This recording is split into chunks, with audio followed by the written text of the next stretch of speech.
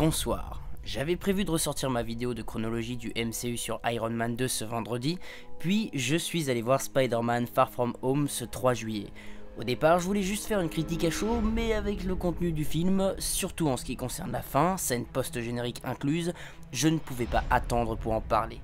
Du coup, je considère que vous avez vu Far From Home si vous regardez cette vidéo, dans le cas contraire, quittez-la si vous ne voulez pas vous faire spoiler. Aujourd'hui, j'aimerais vous proposer mes quelques théories pour la suite des aventures de l'homme araignée et surtout pour ce qu'il se déroulera dans la phase 4. Spider-Man, l'héritier d'Iron Man. Pour commencer, comme dit dans tout le film et comme je l'avais dit dans ma dernière vidéo théorie, Spider-Man ne sera jamais Iron Man et ne le remplacera pas. En revanche, il est certain qu'il est sur le point de devenir un des héros centraux, si ce n'est le héros central du MCU.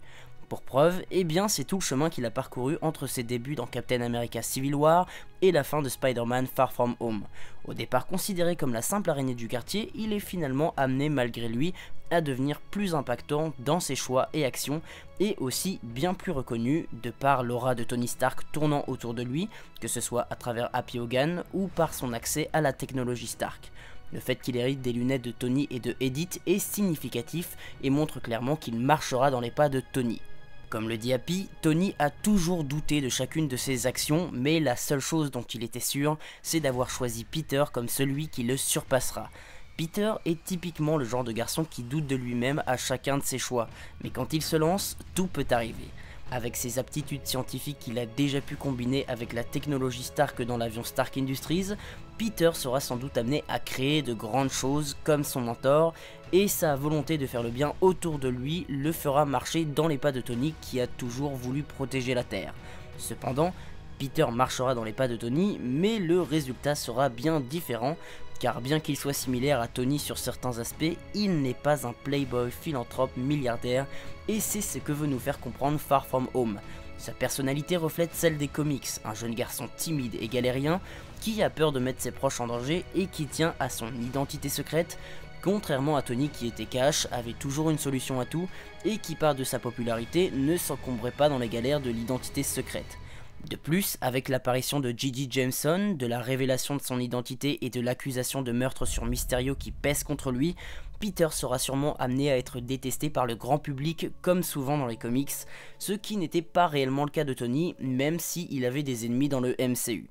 D'ailleurs, en parlant de la cote de popularité de Peter, Norman Osborn et les Dark Avengers ou Wilson Fisk et les Sinister Six. Comme vous le savez donc, avec l'arrivée de Jameson et de cette accusation de meurtre, comme dans les comics, Peter Parker devra faire face à l'animosité du grand public. Il essaiera sûrement de faire le bien et de montrer aux gens qu'il n'est pas celui qu'il pense, mais en vain malgré la prise de conscience de certains. Et certaines personnes profiteront obligatoirement de cette impopularité et se présenteront sûrement comme ceux qui protégeront le peuple du criminel Spider-Man. Quentin Beck était vu comme un héros dans Far From Home par le public, les gens se sentiront donc effrayés à l'approche de Spidey. Pour répondre à cette menace, on pourrait imaginer deux scénarios plutôt similaires, l'arrivée de Norman Osborn ou de Wilson Fisk. Rappelez-vous que dans Homecoming, la tour Avengers a été rachetée, et aujourd'hui il me semble clair que si cela s'est fait dans un film de l'homme araignée, c'est parce que ce n'est pas un hasard. De plus, dans l'univers de Spidey, il n'y a que deux personnes qui soient assez puissantes ou assez riches pour racheter la tour Avengers, et il s'agit bien d'Osborn et de sa Oscorp ou de Wilson Fisk. Même si la tour a été déménagée, il restera forcément de la technologie Stark à l'intérieur, et les deux vilains pourraient bien en profiter pour mettre au point une équipe de super vilains. La première serait celle des Dark Avengers par Norman Osborn. Pourquoi eux ?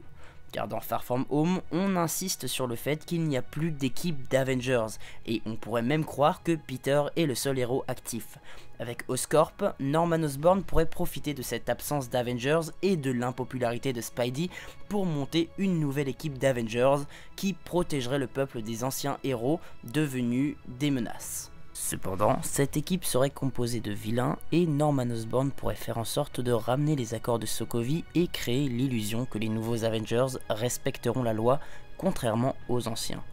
Ou alors, ça serait Fisk qui, pour moi, serait beaucoup plus efficace, et vous avez vu dans la série Daredevil que c'était un homme de pouvoir, capable de mettre sous son joug plusieurs politiques, des personnes travaillant dans les forces de l'ordre, des avocats, des juges, et j'en passe. Contrairement à Osborn, il montrait une équipe secrète de super vilains, les Sinister Six. Comme dans les comics, on pourrait bien utiliser des membres connus, comme le Vautour par exemple. Et ça tombe bien, car si vous vous rappelez de la scène post-générique de Homecoming, notre ami le Vautour rencontre en prison McGargan, alias le Scorpion, et ce dernier dit qu'il a des amis dehors qui se feraient un plaisir de tuer l'homme araignée. Avec son influence, Fisk pourrait faire ressortir les deux bad guys de prison, et McGargan pourrait faire jouer ses contacts pour que Fisk assemble son équipe. Cela serait aussi un moyen d'amener dans le MCU des vilains iconiques de l'univers de Spidey, comme le Docteur Octopus ou encore Kraven le Chasseur. Et toujours grâce à son influence au sein de la politique et des forces de l'ordre, les frasques crimes et délits des Sinister Six pourraient être passés sous silence, un autre bon moyen de faire galérer notre Peter Parker. Surtout qu'avec son identité révélée, Osborn pourrait bien tenter de s'en prendre aux proches de Peter, ce qui obligerait le héros à prendre en main ses responsabilités. Et pour finir, Nick Fury, la Secret Invasion et le Sword. Vous avez tous vu la deuxième scène post-générique. Pendant au moins Too Far From Home, Talos et un autre Skrull remplaçaient Nick Fury et Maria Hill sur Terre, tandis que Fury sirotait tranquillement un verre dans un vaisseau spatial. La première chose que je comprends par là, c'est que le Sword va être intégré dans le MCU, ce qui annonce du très lourd pour la suite. Et pour ceux qui ne savent pas, le Sword c'est comme le Shield, mais ça s'étend à l'échelle de la galaxie. On ne savait pas réellement où Fury se cachait et ce qu'il manigançait depuis la chute du Shield dans Captain America le Soldat de l'Hiver, mais maintenant, on peut se douter qu'il a fait plusieurs allers-retours entre la Terre et son QG galactique pour pouvoir surveiller les potentielles menaces d'un meilleur point de vue. Cela expliquerait aussi pourquoi depuis l'ère d'Ultron, Fury n'est jamais réellement intervenu dans les histoires et menaces terriennes.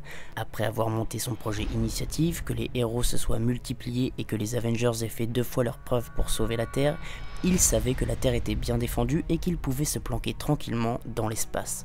Pour ce qui est de la présence de Talos et du Skrull qui remplace Fury et Maria Hill, je ne pense pas qu'il s'agit d'une mauvaise chose. Ils ont dû venir prendre leur visage plusieurs fois sur Terre, mais seulement dans le but que personne ne remarque l'absence de Fury. Cependant, cela pourrait nous teaser une possible adaptation de l'arc Secret Invasion dans lequel les Skrulls envahissent la Terre et remplacent une majorité de héros pour prendre le contrôle de la planète. Rappelons que même si Talos et son groupe cherchaient juste un endroit où vivre dans Captain Marvel, ils étaient du côté des gentils, et cette scène post-générique nous a prouvé qu'à l'heure actuelle, ce groupe collabore encore avec Fury. Mais vu qu'il s'agit d'un groupe, il doit exister d'autres Skrulls qui pourraient chercher aussi un endroit où vivre, mais avec des intentions plus hostiles que Talos et son groupe. Voilà mes théories pour la phase 4 du MCU suite à mon visionnage de Far From Home. Ce que je pourrais dire de ce film, c'est que je croyais que ça serait un film détente pour conclure la saga de l'infini, mais ces 2 scènes post-génériques m'ont prouvé le contraire, et même si ces théories se révèlent fausses, il est évident que Marvel Studios nous prépare de grandes choses pour le MCU. La vidéo est à présent terminée. Si elle vous a plu, n'hésitez pas à me soutenir en lâchant le petit pouce bleu des familles qui fait plaisir, ou en me soutenant sur YouTube en visionnant quelques pubs, ça me ferait très plaisir. N'hésitez pas non plus à me rejoindre sur Snapchat pour être au courant de mes actualités, et surtout à vous abonner à la chaîne si le MCU vous plaît. Quant à moi, je vous dis à la prochaine pour une nouvelle vidéo.